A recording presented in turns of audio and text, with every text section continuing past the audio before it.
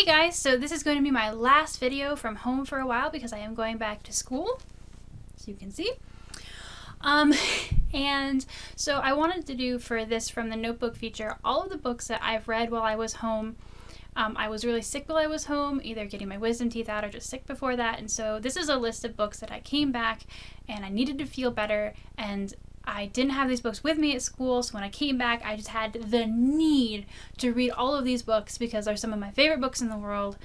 So it's kind of like a recap reading list, but at the same time it's just a bunch of my favorite books of all time. I'm going to start with all of my Tamora Pierce books because there was a lot of them, but this one is a singular Tamora Pierce book out of a series that I read, and it's Bloodhound. This is the second book in the Becca Cooper series. And if you don't know, Becca Cooper is a series of books that's set before a lot of the books that she's otherwise written in the Tortall universe.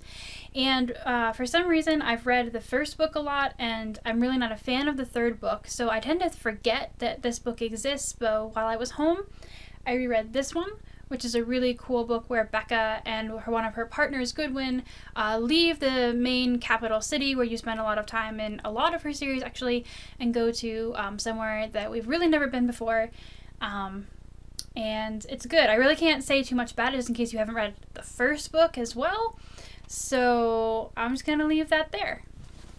So if you watched our 30 Seconds to Disagree video, you know that the Protector of the Small series by Tamora Pierce is probably my favorite series that she's written. And so two more books that I reread while I was home were the last two books in that series. So there's 4 of them altogether. There's First Test, then there is Page, and then there's Squire, and then there's Lady Knight. And Squire is probably my favorite book out of the series entirely. I really love this book a lot. Especially because one of my favorite characters from the Alana series comes back, and he is Kel's Nightmaster. Again, not going to spoil that too much. But then I always, of course, have to go on and read Lady Knight after that because it's such a good end to Kel's story, because it really shows how strong she's gotten and how sure she's gotten and how she can really be a knight, but also a protector of the small, as the series is called. So these were 2 of the books that I came home knowing I wanted to reread because I'm so in love with them. Because, however, I am so in love with Tamora Pierce, I had to go back and, for the sake of nostalgia, reread her debut series, which was The Song of the Lioness. And so around my Song of the Lioness books, I know that I'm probably freaking out people who need all their covers to look the same. I do as well, but when I went to buy all these, they didn't have the first book, which is this one, in these covers. So I have this really, really terrible book that's different size and everything. I don't really care. I don't reread this is the first book, the first adventure, a lot. So it's fine with me. And then there is the second book is In the Hand of the Goddess. Which, again, I don't really reread a lot. I don't know why I like the final books in all these series the best. And The Woman Who Rides Like a Man. I do like this one. It's very different and out of pace. It takes place out in the desert with a whole different people, let alone like the regular setting that we see in a lot of her books set in Tortall. And then my favorite book of this series is The Lioness Rampant, which is the final book, and of course the big finale. And so of course I can't say too much about that, but it really is my favorite book of the series, and I love it. And sometimes I reread all 3 of these books just to get back to this book. If that makes any sense at all. I don't know. Tell me if you know what I mean in the comments, or if you don't know what I mean, and I'll try and explain it better later. I did also reread the final book in the Immortal series. There's 4 of these as well, and this is The Realm of the Gods. Again, not going to say too much about that just in case you haven't read them, but this series is about Dane and her magic. She's a wild mage, so she speaks to animals. And this is a book that me and my brother actually read together, which is super cool. I only own the final book because, like I said, I really like final books in these series. I don't know why that is. So this was the only one I could reread because it's the only one I own. I don't know why I don't own the other three. I should own the other three because I love them so much, but I don't for some reason. So moving away from Tamora Pierce, I'm going to get into the other books that I reread while I was home. And if you watched my wrap-up for 2015, where I talked about my top favorite books of the year, or me and Michaela's fairy tale retellings video, then you know that I am obsessed with The Wrath and the Dawn by Renee Adia. This is a retelling of 1001 Nights and the story of Shahrazad. And I have reread this book so many times. Just rereading it once in 2016 put like the 15 times that I reread it in 2015 to shame. I will probably reread this a lot more throughout the year. I'm just in love with it. I really don't usually love romances in books. I don't know really what it is about this book in particular, but I'm just enthralled by it, and the place and the characters. So I definitely, if you see this and it seems like something you'd like, but you're not sure because it was really hyped up, my vote is that you should definitely totally read it because I love it a lot. In a sort of similar cultural vein, I also reread while I was home The 20th Wife by Indu Sundarasan. And this was for my Pop Sugar Reading Challenge. I'm actually rereading both of these books. There's this one and A Feast of Roses, which is the next book. I have a review of this coming out later this week. It was definitely not as good as I remembered, and I'll explain more about that. It's the story of one of, as the book says, India's most controversial empresses, who I did not know anything about before I read these books, which is why I am so in love with them. I had read like the Royal Diaries, Princess Yahanara, and stuff like that, but this is a little bit before that, and really good.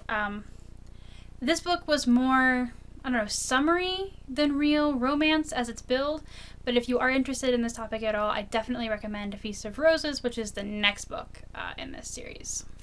So while I was watching booktube videos of like wrap-ups and stuff, a lot of people mentioned The Orphan Queen by Jodi Meadows as one of their top books of 2015, and I read it in 2015 once, didn't really remember liking it all that much or having as great of a reaction to it as I did to her books like Incarnate and stuff like that.